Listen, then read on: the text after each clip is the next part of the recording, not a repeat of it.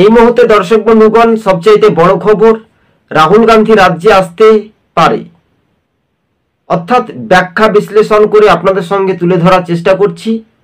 অর্থাৎ উত্তর দিনাজপুর জেলা জুড়ে কংগ্রেসের এক সময়ের দাপট কিন্তু রীতিমতো ছিল।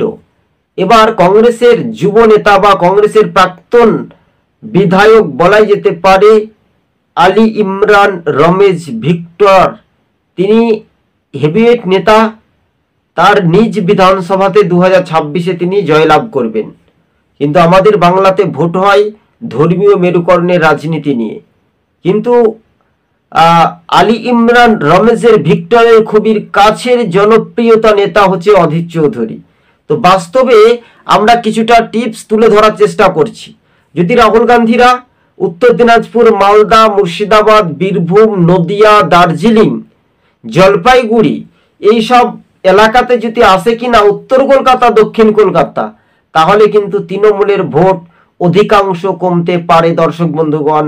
একেবারে রীতিমতো সেই ভোটটা কংগ্রেস যদি কিছুটা টেনে আনতে পারে, তাহলে তৃণমূল চতুর্থবারের জন্য বাংলার মসনদ ক্ষমতায় ফিরতে পারবে না, যা কিন্তু স্পষ্ট ইঙ্গিতপূর্ণ তাৎপর্যপূর্ণ ভূমিকা হিসেবে আপনাদের সঙ্গে তুলে ধরছি। কিন্তু আদতে এই রাহুল গান্ধীরা কি আসবেন, সেটাই প্রশ্ন।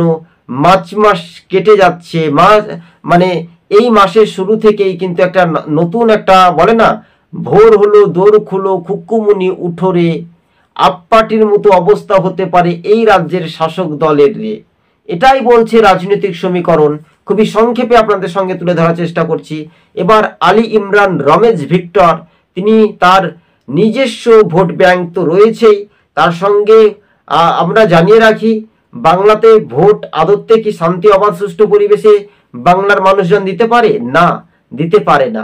ছাপ্পা, ভুয়ো ভোটার, ফলস ভোটার, তারপরে মৃত ব্যক্তির ভোটার, অন্য জেলা থেকে এসে ভোট দেয়, এইগুলো নির্বাচন কমিশন যদি নিজের আয়ত্তে আনতে পারে, আর কড়াকড়ি করে যখনই ভোট হবে 2011 সাল, 2013 সালের মতো, তাহলে তৃণমূল বিদায় হতে পারে, এটাই বলতে পারে।